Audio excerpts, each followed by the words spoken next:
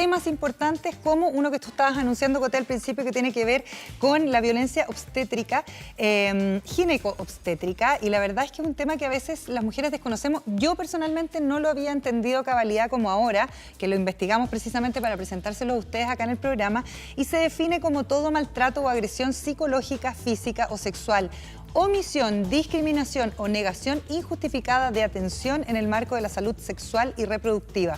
Los ejemplos más comunes de este tipo de violencia son, por ejemplo, ignorar si es que una paciente está con dolor, no informar si es que se le está haciendo algún procedimiento, o incluso maltratar o burlarse de algunas mujeres durante el trabajo de parto. Y acá lo más impresionante son las cifras. Un 80% de las mujeres en nuestro país dice que ha sido víctima de este tipo de violencia gineco-obstétrica. La verdad es que cuando uno empieza a hacer memoria, probablemente todas nos sentimos de alguna u otra manera identificadas en algunos momentos de nuestra vida por haber vivido una situación que, por lo menos en mi caso, yo no entendía, por ejemplo. No sé ustedes cómo lo ven. Yo creo ahora, conociendo esto, claro, y viendo hacia atrás, sí, yo creo que a mí me tocó una situación que estaba al menos al límite de esto, con un parto de uno de mis hijos que duró 36 horas, más de 4 kilos, y una matrona que no me ayudó en nada, que estuvo todo el rato mirándome como así, y al final, era parto natural, sin anestesia, y al final, ya nacido mi hijo, me dijo, nunca pensé que ibas a ser capaz. Eso es violencia, totalmente. Sí. Fuerte, muy fuerte. Porque es la persona que se suponía iba a ser mi ayuda en un trance tan tu que apoyo, fue muy duro. Sí. Exacto. Entonces, bueno, situaciones como esa, la verdad es que nadie se salva, porque al final uno habla de la salud pública, la salud privada, y la verdad es que este tipo de situaciones, cuando uno las conversa ya con su círculo cercano, uno se encuentra con casos como el tuyo o como el mío, que es de la ignorancia o quizás un poco de temor, no preguntar si es que estaba siendo sometida a algún tipo de examen o algún tipo de procedimiento. Yo no sé, Coté, cómo lo... Exacto. Bueno, a mí me pasa mucho que yo lo he hablado con mi mamá, estos temas, como preguntándole un poquito la experiencia de mi mamá. Tuvo 5 hijos, entonces le he preguntado, mamá, ¿cómo fue el parto mío? Y claro, uno escucha esos relatos y se da cuenta que esto de la violencia obstétrica es mucho más común de lo que uno piensa, que no debería ser así, y que también tenemos que ver qué políticas públicas y qué políticas a nivel de formación se están haciendo para que estas cosas no ocurran más en el mundo profesional de la salud. Entenderlo mejor para tener mejores protocolos y también nosotras como pacientes poder exigir, ¿no es cierto?, nuestros derechos, y para eso estamos ya con Pascale Pagola, ella es matrona de Oh Chile. ¿Cómo estás, Pascal? Bienvenida. Muy bien, muchas gracias. ¿Pascale o Pascal? Pascal. Pascal. Sí. Bienvenida.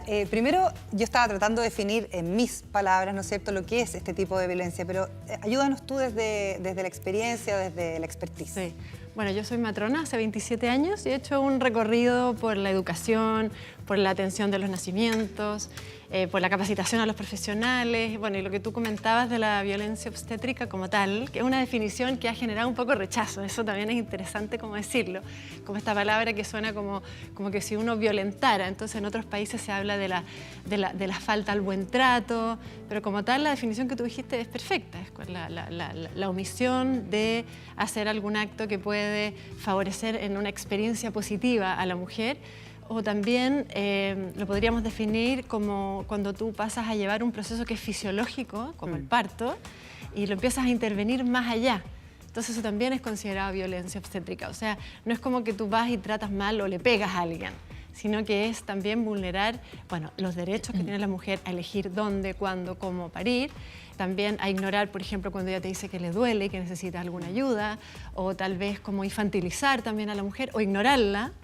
Y también como este proceso que es fisiológico, que debería partir por su cuenta, estar exento de intervenciones médicas de rutina, tú lo intervienes más allá. Y esa es una de las grandes causales de por qué tenemos nuestra tan alta tasa de cesárea, que es una de las más altas del mundo. Eso te iba a Entonces, preguntar. por un lado, uno dice, pero si en Chile no hacemos las cosas tan mal, no somos violentos, hacemos esto y esto otro.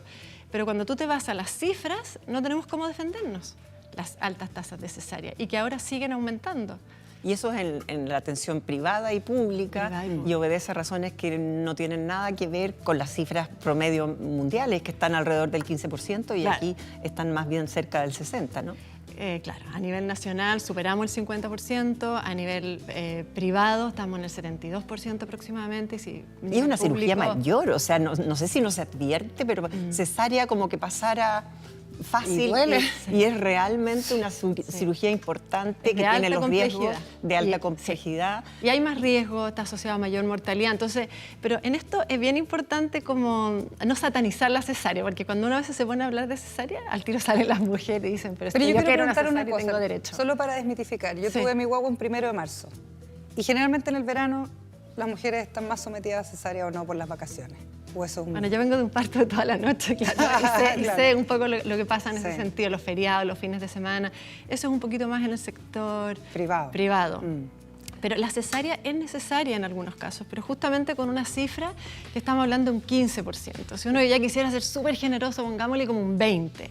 Pero cuando tú dices, bueno, nosotros tenemos un 50, 52% cesárea, la verdad es que no tenemos cómo defendernos. Y la excusa ha sido ¿cuál? La mujer lo pide, la mujer está pariendo de manera añosa, y eso es injusto, porque para la mujer, como que de alguna manera le tiras la culpabilidad a ella. Ella decidió parir como añosamente, ella tiene más patologías, y sabemos que no va por ahí. En primer lugar, la mujer no es experta, salvo sea médico, digamos, como para definir lo que corresponda, para empezar. Y luego, hablándolo así, sinceramente, esto es para planificar las horas del equipo que atiende a una mujer que tiene un hijo para no tener que hacerlo de madrugada, por ejemplo. ¿Tiene eso que ver con la planificación de cesárea? Yo creo que es multifactorial, porque aquí hay que definir sector público y sector privado. El sector privado es multifactorial también, o sea, es acomodar tus horarios, pero también hay un tema del miedo, o sea, cuando uno habla con las mujeres, la mayoría te dice que tiene miedo, y tú le dices, ¿pero miedo a qué? Miedo al parto.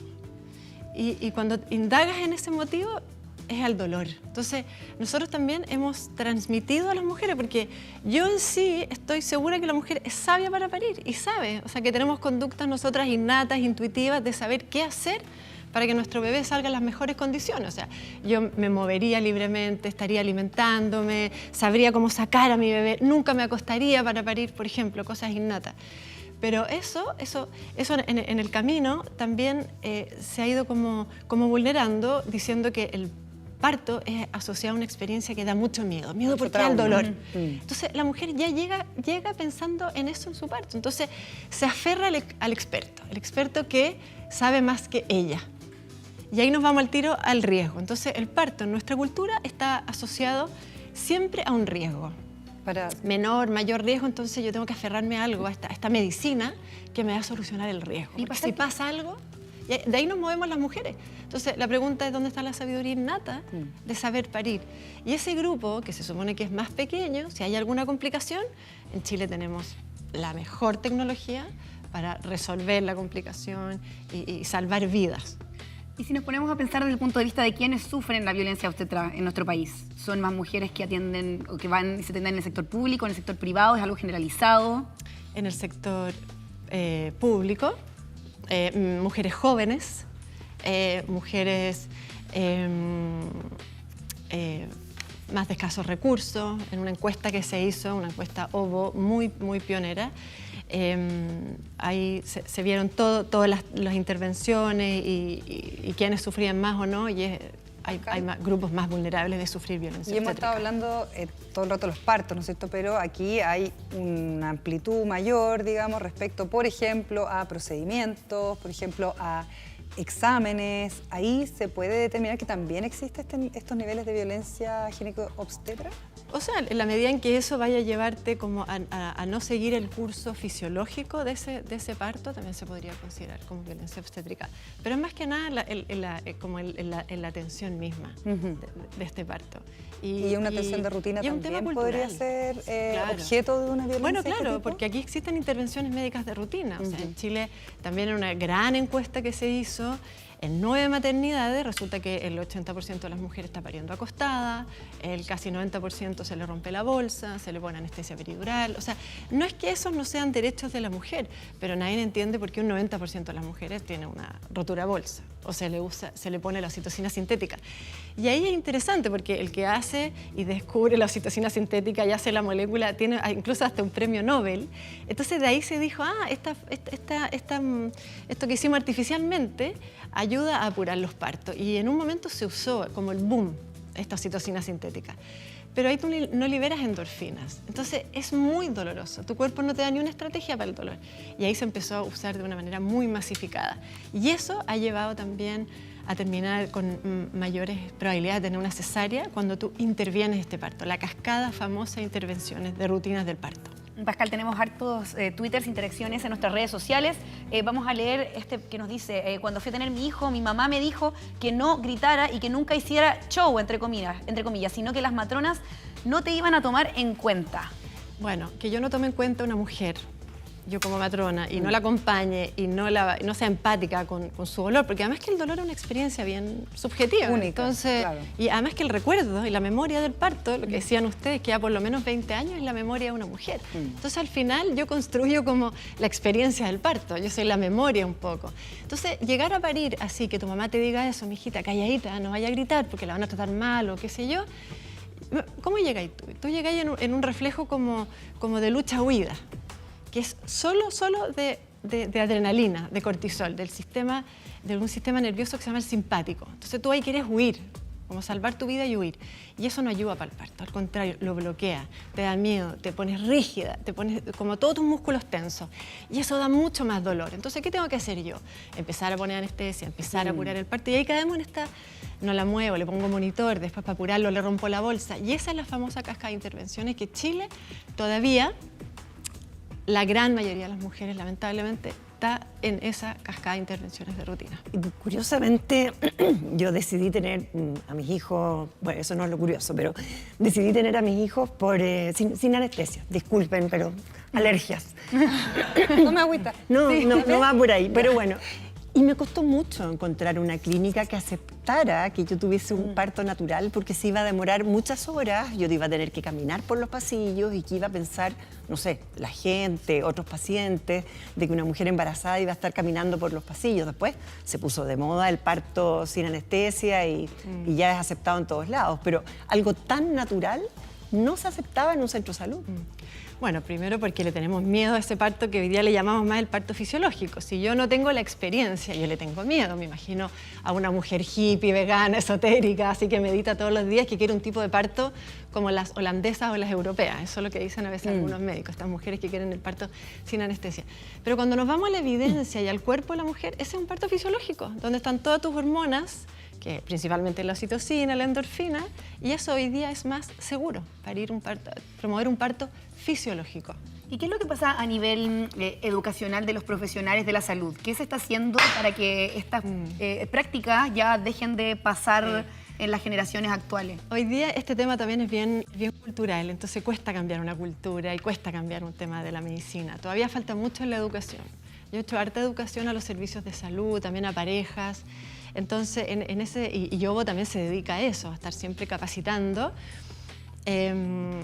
Falta mucho. Si bien si comparamos 10 años atrás lo que había y hoy día podemos decir que hemos avanzado, pero hemos avanzado muy lento, porque no hemos medido todavía la dimensión que tiene esto de intervenir el parto o lo que tú mencionabas, que en ese estudio el 80% de las mujeres siente que sufrió algún tipo de violencia obstétrica. Entonces, si yo como a nivel estructural de una maternidad o de un país, como a nivel de política pública, no le doy prioridad a eso, a que un 80% me diga, yo no quedé contenta con mi parto. Porque eso además después te lleva a un tema vincular con tu guagua. Una mujer que no está contenta, no sonríe, la lactancia le va a fallar, está más en riesgo de la depresión postparto. Entonces, hay un tema de vínculo, de sostener a un otro que va a estar vulnerado. Y eso es riesgoso para un país. Entonces, no se dimensiona. Pascal, yo te estaba preguntando un poco por otro tipo de atenciones, por ejemplo, un PAP, no tengo idea. Hay otro tipo de atenciones que también son ginecológicas y que también podrían tener este tipo de carga de violencia. Y ahí Carito nos escribe por Twitter: viví maltrato y humillación obstétrica del terror 2 veces en el mismo hospital y fueron 2 pérdidas. No me alcanza acá para relatarlo, pero espero que ninguna mujer lo viva nunca más. Saludos a todos. Claro, y ahí se suma una tercera cosa, que es el tema de los abortos, cuando son abortos espontáneos. Imagínate que tú tienes un aborto y te ponen al lado de una mujer que tiene una guaguita. Claro. Y tú escuchas o el carrito, escuchas a esa guaguita llorar, después los familiares que la van a ver y tú estás al lado y tu guaguita en el fondo ya no está. Que eso pasa mucho, ¿no? Eso es violencia. Entonces al final es poca empatía, pero también esto es un sistema, yo vuelvo a insistir, súper estructural. Si una jefatura no le da valor a esto, es muy difícil cambiar. Entonces yo puedo tener toda la intención, porque aquí existe también en el mundo una iniciativa que se llama la Iniciativa Internacional del Parto, que todo lo que estamos hablando está tipiado en 12 pasos. En Chile hay un hospital que está con la intención de acreditarse, pero ninguna otra maternidad. Y para muchas maternidades, calidad, ¿qué es? Que te lleven en silla de rueda, que te pongan 5 brazaletes acá, que te hagan firmar hartos consentimientos. Eso es calidad. Pero que tengas un 52, 53, 54% cesárea, no va con la calidad. Entonces, ¿cuál es el foco de atención que le estamos dando? Y ahí es donde hay que cambiar la conciencia. Y por otro lado, un personal de salud que también está súper colapsado, hay un burnout. Entonces yo le exijo a las matronas y de repente hay maternidades que hay una matrona para 5 mujeres en trabajo parto. ¿Cómo lo haces? ¿Te fijas? Entonces es bien complejo esto. Pero esto ya está visibilizándose, ya está la ley Adriana, donde por unanimidad la Comisión de Mujer y Equidad de Género votó que se va a legislar, ya está en el Senado. Entonces esto hoy día movilizado en todas las áreas públicas, privadas, como que hay que hacerse cargo de este tema. Pero todavía nos falta por avanzar. Y yo creo mucho en las mujeres, que sigan pidiendo, informándose y ellas exigiendo. Algunos piensan que al existir un reglamento, una carta de derechos y deberes del paciente, una ley adicional como esta, la ley Adriana, no sería necesario. ¿Hay alguna diferencia entre ambas? O sea, por supuesto, hay un kilómetro y mucho más de diferencia. O sea, no podemos... Sería quedarnos igual si nosotros lo metemos en la ley de derechos y de deberes. Esto es una ley que estamos en deuda con las mujeres, pero hace años. Porque hay un tema de género, de maltrato a la mujer. Ojalá tener una mujer calladita, silenciosa, acostadita, que para mí como obstetra, como matrona, todo sea fácil. Pero el parto en sí no es así, pues es una oportunidad de transformar a una mujer donde ella tiene el derecho de moverse, de estar acompañada, de parir en posición vertical, de que le pases a tu guagua el tiro, de comer, de hidratarse. Todas las recomendaciones de la Organización Mundial de la Salud. Y eso hoy día está absolutamente normalizada, todo lo que ha sido vulnerar esos derechos. Que son evidencia, además. Esto no es la secta del parto, porque también a veces a uno la ven la secta del parto natural, las anticesáreas. La mujer tiene el derecho de pedir la cesárea, pero que lo haga informada. Yo me dedico mucho a la educación prenatal. Cuando la mujer se informa, la gran mayoría de las mujeres termina diciendo, al menos lo quiero intentar. Ya no le tengo miedo, porque comprendió el proceso. Y comprendió el proceso del dolor fisiológico del parto. Y las mujeres se conectan con su gen y te dicen, tiene sentido, quiero vivirlo. Si aquí el parto es una experiencia emocional, a la mujer le ha faltado el acompañamiento emocional, porque desde la casa se trasladó a una maternidad sola. Le sacaron la ropa, le sacaron la comida, frío, y atendida por hombres. Y atendida por hombres, exacto. O sea, por hombres. Entonces, no es que los hombres no puedan atender un parto, pero es que fue un hombre como desde el poder, desde la autoridad. Yo sé lo que a ti te conviene. Entonces la mujer se quedó sin su caldito de gallina, ¿me entendí? Sin su familiar. Y al final, o sea, también este cuento como de las dulas, de mujeres que acompañan a otras mujeres a parir, es muy bonito y muy ancestral. Y el parto se facilita cuando las mujeres estamos acompañadas por otras mujeres que solo damos amor. Y un profesional a cargo en caso de que se complique. Entonces hay que simplificar un poco el evento del parto, porque también es un negocio y eso lo sabemos. Sí. Bueno, tenemos otro tuit que nos comenta, a ver, Lía, yo creo que más que miedo al dolor del parto es miedo al dolor sin atención, con maltrato y negligencia. Muchas gracias a todas que nos están escribiendo con sus experiencias, porque nos han llegado muchísimos tweets con el hashtag Hoy Se Habla TVN. Bajo ese mismo punto de vista, ¿cómo tendría que ser un parto respetado, un parto ideal, para que nosotros tengamos siempre en cuenta ese tipo de puntos en el momento? Sí. Yo creo mucho en el parto ideal. Hay que trabajar ese parto ideal. Es como decir, tú tienes el derecho de pedir lo que a ti te gustaría, pero también trabajemos las expectativas. No siempre se me va a cumplir, según el contexto. Y el parto ahí puede variar. Plan A, plan B, plan C. Pero al final tengo que pensar que la experiencia, o sea, lo que a mí me interesa es que la mujer procese todo lo que vivió como una experiencia positiva. Y esa experiencia positiva va ligado a ¿qué? Que esa mujer, después de haber parido, independiente cómo parió, te dice, yo me sentí en control, sentí una sensación de logro, me cuidaron bien, me trataron bien, ¿sí? Y como que me respetaron quizás mi tema cultural en el parto. Y eso es mucho de acompañar y de escuchar lo que la mamá quiere. Porque como una experiencia tan personal, hay algunas mamás que llegan a ti con mucho miedo y vamos a trabajar desde ahí. Otras que tienen una situación familiar que es compleja o de abuso. y otras que no, que en su casa siempre el parto fue fácil, las guaguas nacían fácil, y esa mujer va a llegar así. Entonces ojalá supiéramos un poquitito más y pudiéramos implementar y saber las preferencias y deseos de esa mujer y trabajáramos en base a eso. Y ella tiene el derecho a pedir su analgesia, o sea, como que no tiene nada de malo eso. O incluso en todo este camino yo termino pidiendo la cesárea, tampoco se la vamos a negar, pero hoy día nos aprovechamos diciendo que las mujeres piden la cesárea. Pascal, no es así. yo sé que ustedes hacen un trabajo importante en la Fundación OVO. ¿Qué esperan de la ley Adriana? Es un caso muy emblemático, además, de una mujer que efectivamente sufrió esta violencia en el norte de nuestro país. ¿En qué está? Porque ahora está en el Senado, como tú decías, pero ¿qué es lo que esperan finalmente? Bueno, que salga. Estamos convencidísimos que sí va a salir. Sí. Y una vez que salga, ¿qué debería cambiar? ¿Eso debería regular nuestro sistema? Es que, bueno, volvemos al sistema estructural. Sí, claro, las escuelas de medicina van a cambiar. Estructural. Bueno, claro, los estudiantes, formación. Y yo, además, en todo esto creo mucho que el pilar fundamental de un parto fisiológico es la matrona. Y la matrona también ha estado sumisa a este médico como medio patriarcal, donde la matrona ha pasado a ser como un poco la obediente, la ayudante. Claro, ahí se ha confundido un poco el rol de la matronería en Chile, que se está retomando. Para eso hay mucha autonomía, porque la guardiana y protectora de un parto fisiológico es la matrona. Y el trabajo interdisciplinario, intercolaborativo entre profesionales es lo más importante. Entonces, nosotros estamos en un trabajo desde ahí también. Si nosotros no nos respetamos entre nosotros y nos violentamos entre nosotros, ¿cómo no vas a terminar violentando a la mujer? Y por otro lado, escuchar a las mujeres que reciban mayor educación prenatal, pero para que ellas saquen su voz, no para que ellas se sometan a un sistema.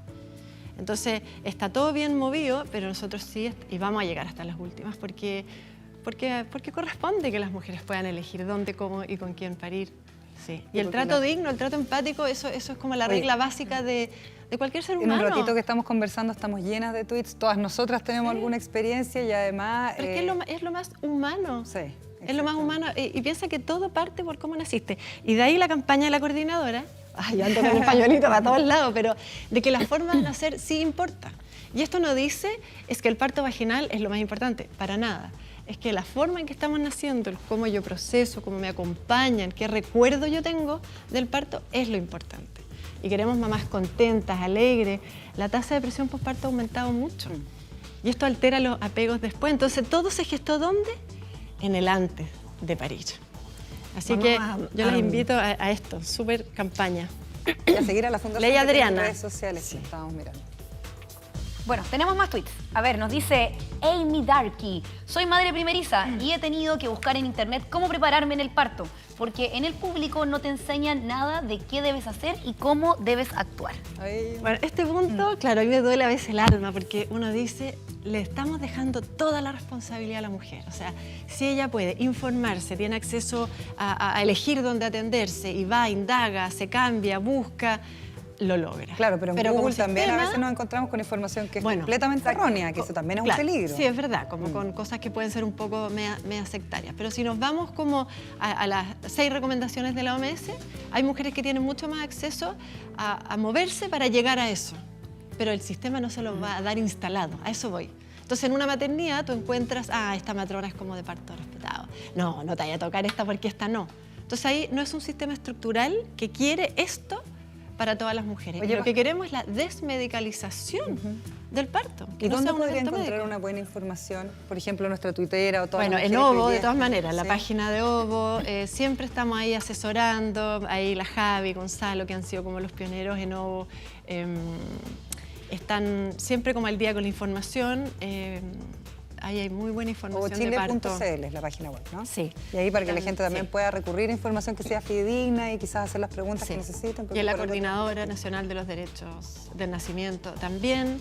Y también hay un sitio que me encanta, que es un español, que es El Parto es Nuestro. Perfecto. Donde está también Ivone Olza, que ha hecho muchas cosas por el parto y ha visibilizado también este concepto como tal de la violencia obstétrica. Nos vamos a quedar pendientes de lo que pase con la ley entonces. Pascal, gracias por venir a conversar con nosotros. Bueno, y gracias a ustedes por darle prioridad a este tema que es tan importante. Gracias. Que vaya bien.